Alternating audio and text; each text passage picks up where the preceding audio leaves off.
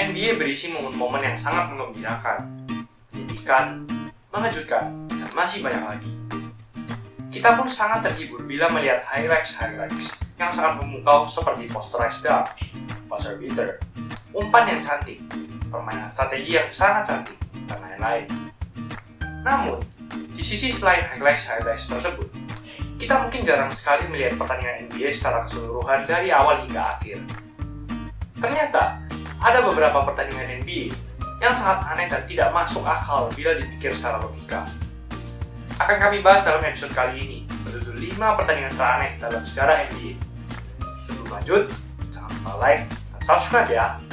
Simak ulasan berikut ini. Thunder melawan Rockets tanggal 16 Januari 2014. Di musim ini, Rockets merupakan salah satu tim terhebat di NBA. Mereka berakhir di posisi keempat wilayah barat di akhir regular season. Di musim ini, Rockets dipimpin oleh dua motor hebat yaitu James Harden dan Dwight Howard, serta ada beberapa pemain lain seperti Chandler Parsons, Jeremy Lin, Patrick Beverley, dan Terrence Jones. Mereka berhasil mengumpulkan 54 kemenangan di musim tersebut.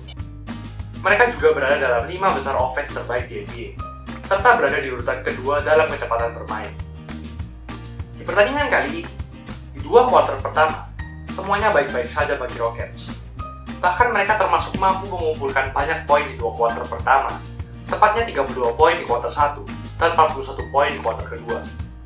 Sehingga totalnya adalah 73 poin di first half dan memimpin Thunder 14 poin memasuki kuarter ketiga. Hal tersebut menjadi performa first half terbaik bagi Houston Rockets di antara semua pertandingan sebelum-sebelumnya di musim tersebut. Namun, semuanya berubah, seperti kutukan datang kepada Rockets. Mereka hanya berhasil mencetak 19 poin di second half, terdiri dari 10 poin di kuarter ketiga dan 9 poin di kuarter keempat. Hal tersebut menjadi rekor kedua terburuk dalam hal poin tersedikit yang dicetak tim saat second half, dan menjadi rekor perbedaan poin yang dicetak terbesar antara first half dan second half. Scott Brooks, pelatih OKC Thunder, diapresiasi akibat defense-nya yang menaik secara signifikan di second half, di mana ia berhasil meredam James Harden di second half dengan tidak mencetak poin sama sekali. Dari kubu OKC Thunder, Kevin Durant mencetak 36 poin, serta Reggie Jackson menambahkan 23 poin untuk mengambil kemenangan. Sedangkan dari kubu Houston Rockets, Harden dan Terrence Jones mencetak 16 poin serta Dwight Howard dengan 11 poin dan 8 rebound sebagai Rockets. Pistons melawan Rockets tanggal 21 Januari 2016. Di saat memasuki kuarter ketiga, Pistons sedang memimpin Rockets dengan skor 56-47, di mana Rockets ketinggalan 9 poin dan tentunya masih banyak waktu untuk mengejar hal tersebut. Namun saat memasuki kuarter ketiga, pelatih Rockets yaitu JB Bickerstaff memiliki rencana untuk memanfaatkan taktik hack a shot. Bagi kalian yang belum tahu apa itu strategi hack a shot adalah strategi untuk melakukan pelanggaran secara beruntun kepada pemain yang presentase free throw-nya buruk. Sehingga dengan harapan, tim lawan bisa membuang bola dengan banyaknya free throw yang tidak berhasil dimasukkan dan memberi lebih banyak possession kepada tim. Rockets pun melakukannya kepada Andre Drummond, center handal Pistons yang tidak bisa menembak free throw. Terbukti dari presentase free throw-nya selama semusim yang hanya 38%. Bahkan, Rockets memainkan KJ McDaniels, pemain bench warmer dari Rockets yang jarang sekali bermain, untuk masuk ke lapangan dan melakukan pelanggaran kepada Drummond secara 5 kali beruntun. Setelah melakukan 5 kali pelanggaran, tentunya KJ McDaniels harus keluar. Strategi ini pun berhasil membuat Drummond melakukan free throw sebanyak 36 kali, terbanyak dalam sejarah tim Detroit Pistons, namun hanya bisa memasukkan 13 di antaranya, sehingga ia memecahkan rekor free throw tidak masuk terbanyak dalam sejarah NBA dengan 23 free throw tidak masuk. Namun sayangnya, strategi ini masih saja gagal membawa Rockets menang.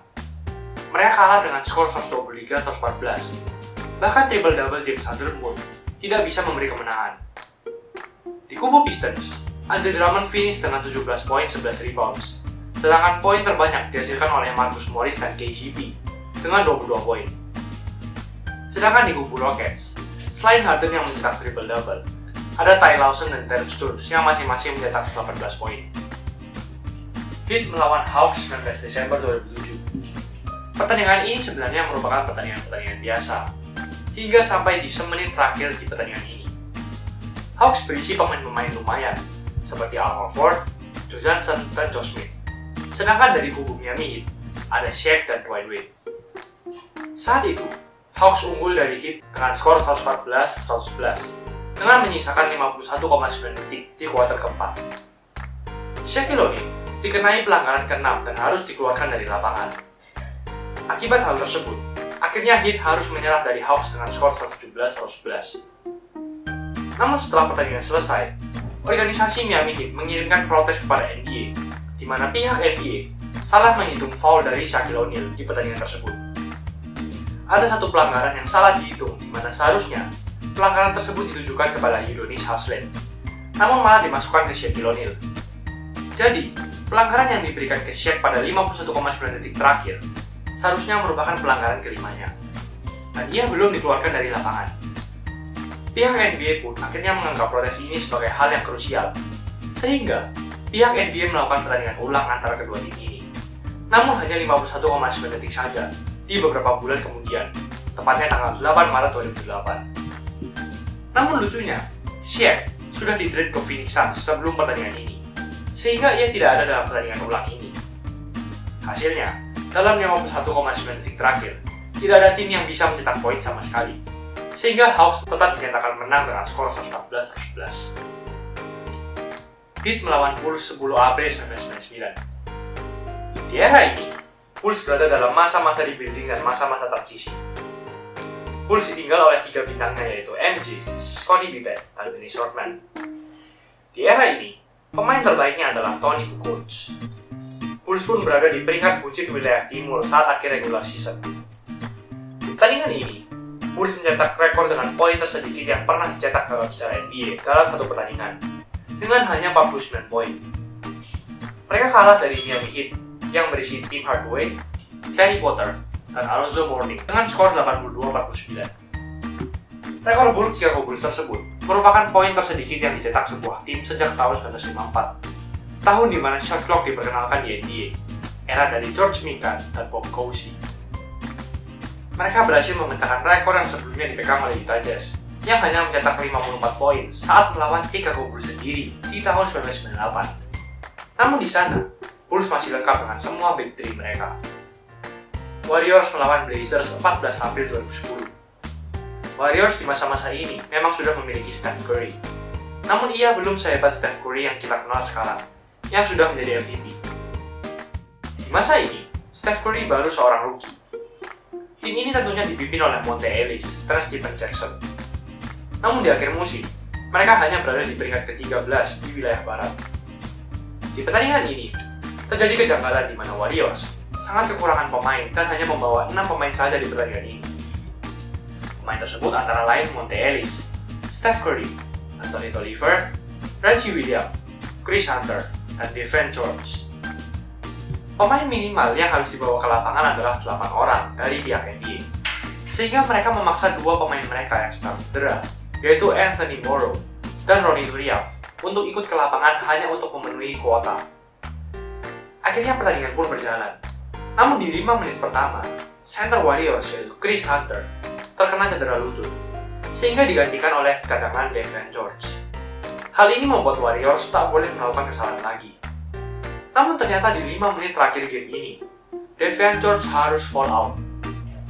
Namun, mereka tak punya pemain lagi karena 2 pemainnya sedang cedera. Pihak Warriors pun sudah menjelaskan ke wasit, namun wasit tak mau tahu, sehingga Warriors memaksa Turiaf dan Morrow untuk bermain dan mengambil foul cepat untuk berpura-pura terkena cedera lagi. Akhirnya, Devin George pun diperbolehkan masuk lagi dan bermain hingga akhir pertandingan. Yang menakjubkan, Warriors masih menang di pertandingan ini. Steph Curry mencetak 42 poin serta Monte Ellis mencetak 34 poin. Itulah ulasan mengenai episode kali ini. Jangan lupa like, comment, subscribe agar channel ini bisa berkembang dan menghasilkan video menarik lainnya. Thanks for watching. I'll see you in the next video.